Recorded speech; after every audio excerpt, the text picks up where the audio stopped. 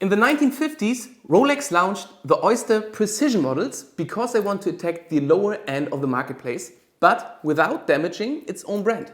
I'm Felix, and in today's video we want to show you how they mastered the balancing act between high quality watches and low prices.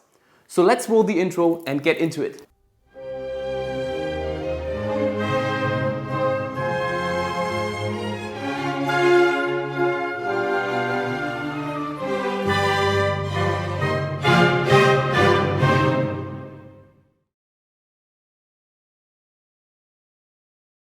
Firstly, let's take a brief look into the history of the Oyster models.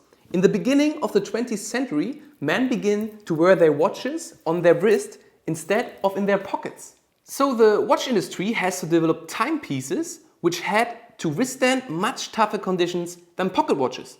Pocket watches were always well protected by clothing from rain, dusty streets or bumps. The founder of Rolex, Hans Wilsdorf, fully concentrated on the further development of wristwatches and finally brought out the first waterproof model onto the market in 1922 called Submarine. But unfortunately, the design proved impractical because the main case was protected by a second outer case. To wind the watch, the outer case had to be opened daily, which quickly wore out the metal seal in the screw cap. A few years after, in 1926, Rolex introduced their first water-resistant wristwatch called the Oyster, named by an oyster.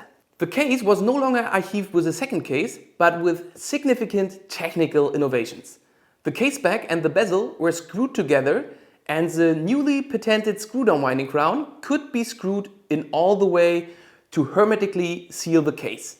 Over the years, Rolex introduced a big range of different Oyster models like the Oyster Perpetual, Royal, Sapphire or up to Precision models. But today we want to look behind the curtain of our model, the Oyster Precision, in this case from 1959. Sometimes less is really more, and this piece embodies that in perfection. It has an understated design void of anything extra, simply meant to keep time while looking good.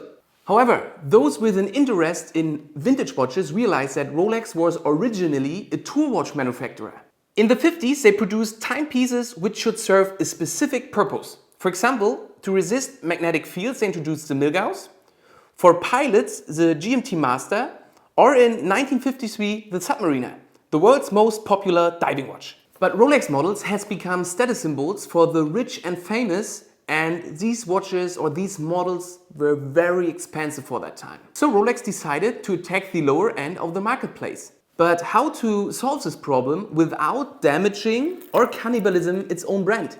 In our opinion, Rolex was very smart and did this in two ways. Firstly, in 1952, the Tudor Oyster Prince was launched, equipped with a legendary oyster case, iconic Rolex bracelet, and a high-quality ETA movement, and then they sold it for less than a Rolex. And the second way was to launch the Precision models.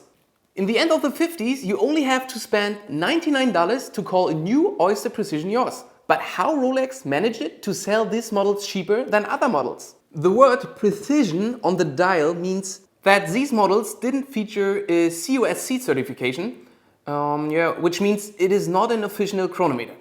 However, the watches still of course received in-house Rolex movements, and there is no difference in timekeeping. And the Precision line offered manually wound watches in a time Rolex was primarily known for its automatic caliber. So that's the reasons why they can offer a high quality watch for lower prices. So we think it's enough history for today. Now we want to share our feelings about this classic design. As you well know by now, we have a passion for classic timepieces. This Oyster is very modest and reduced to a minimum without any bling bling. It's truly about representing the essentials only with no added distractions, and yeah, that just fits exactly our taste. Our model is from 1959 and is fitted in a 35mm stainless steel case with a smooth bezel and features a screw-down back with the original logo screw-down crown. Because of its case, it is or was water resistant up to 100 meters.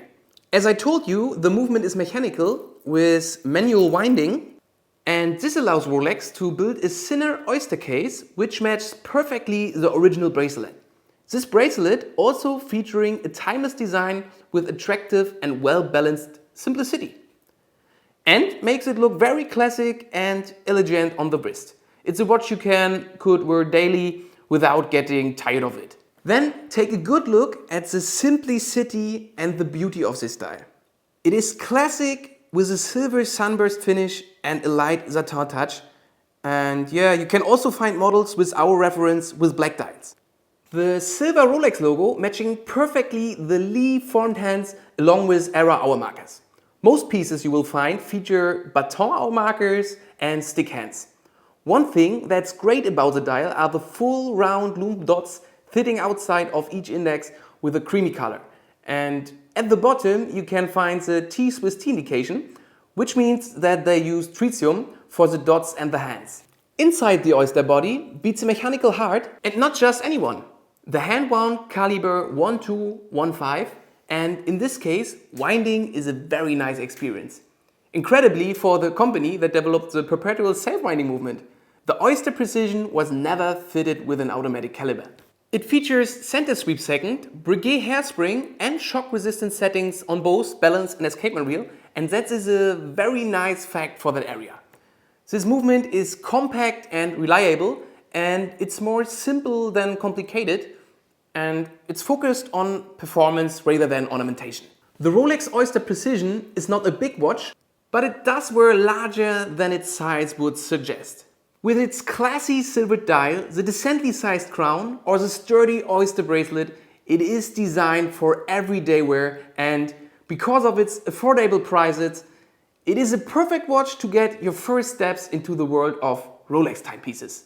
Unfortunately, that's all from today. We hope you can collect some new information about Oyster Precision. And if you have any questions, let us know, comment down below. We will answer every question. And yeah, have a great day and hope to see you in our next video.